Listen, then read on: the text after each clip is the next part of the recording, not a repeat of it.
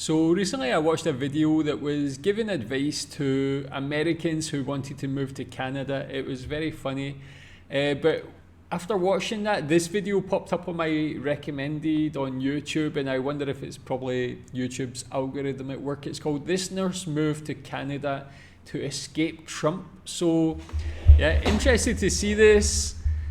I wonder if this is a common thing, like a lot of people in the medical field or just any other industry moving to Canada to escape Trump. Tell me your experience being in Canada. Have you noticed Americans moving to where you're from, your city, your place?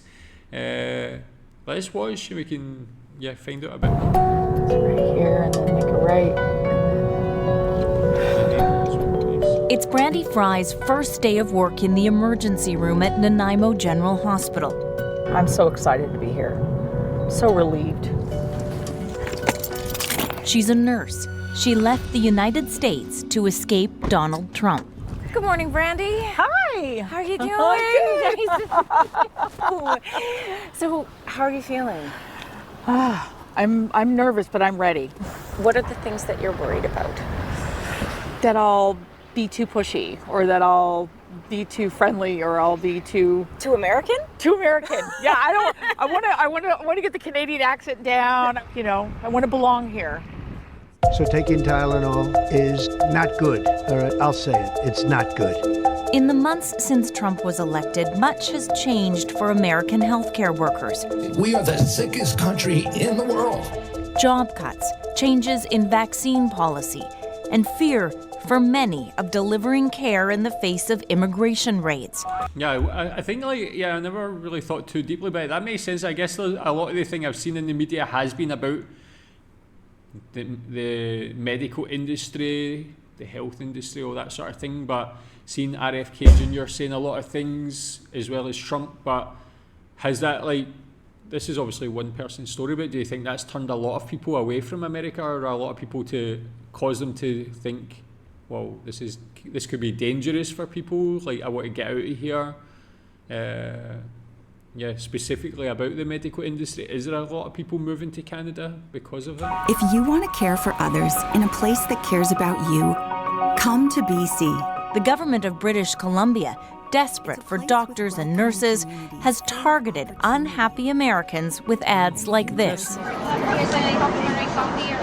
Even taking a food truck to hospitals in the Pacific Northwest, free snacks with a side of opportunity. The province of British Columbia says more than 140 American doctors, nurses, and nurse practitioners have accepted offers to work here, and it expects that number to grow. Trump came into office, it was like everything turned just so vulgar and ugly. See here what this is. Brandy Fry is among the first of the healthcare workers to make the move. She'd been working at the same hospital outside Los Angeles for 18 years. I've worked in labor and delivery, I've worked in the emergency department, in trauma, and then I've done open hearts. Okay. So all my little boys. She's 55. These are the boys now. She left behind 3 grown children, a granddaughter, and a big house. So I'm gonna be gone from 6:30. But she's a Democrat and a single mom.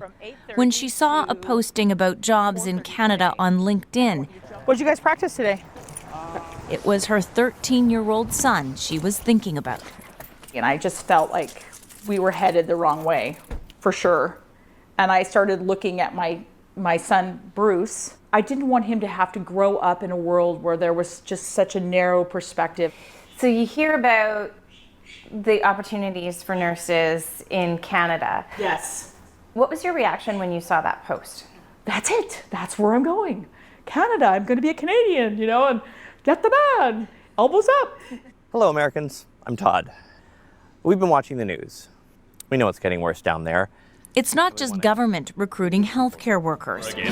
That's the guy, Todd is the guy who actually made this video pop up into my recommended. That's quite funny as well, quite coincidence. But yeah, go subscribe to his channel. He's super, super funny, a great creator.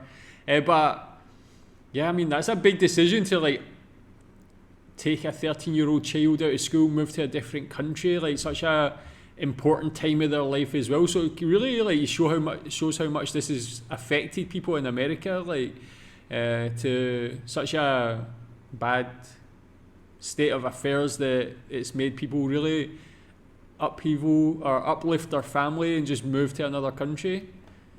But Trump never thought Recruiting this would healthcare happen. workers. Our kids dodge homework, not live rounds. Our healthcare's not barbarian. We are the very model of the modern day Canadian.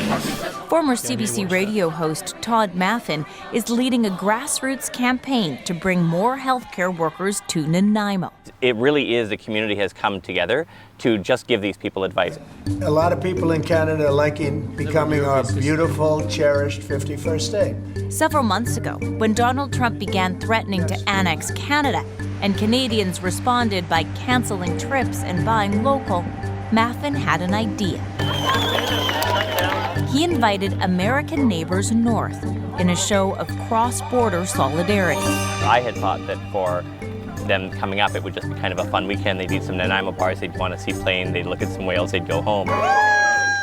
But it was clear that it was much more meaningful for a lot of them. Some of them came up and hugged me or my wife and wept. They were so moved by the opportunity to see that there was a safe place for them and their family to go to in a way that could also help Canada.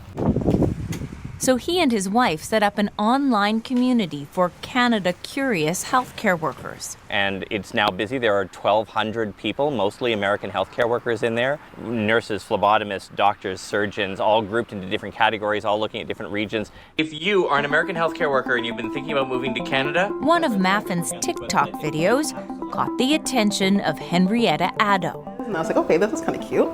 And it said, for physicians and nurses, if you're interested, contact this recruiter.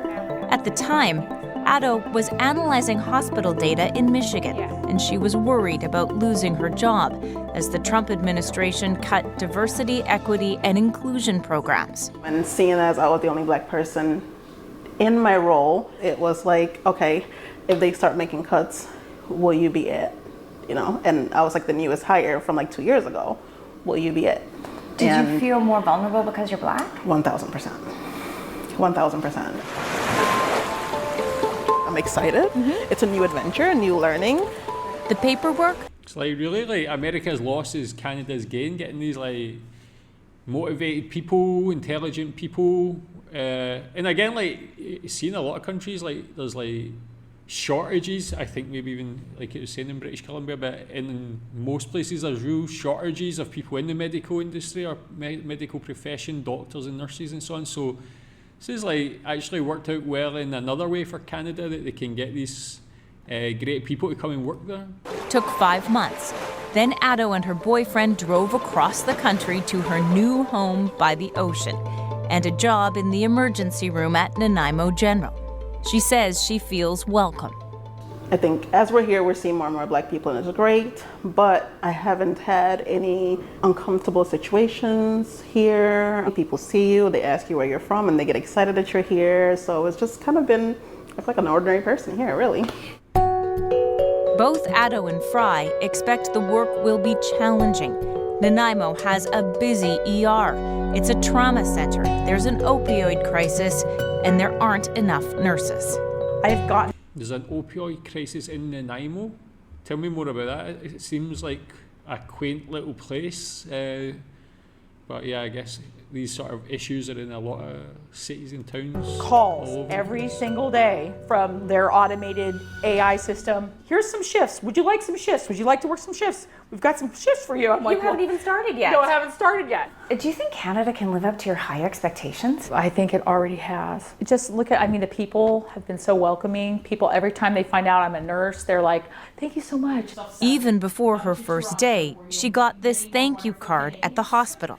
The very best to you and your beautiful son.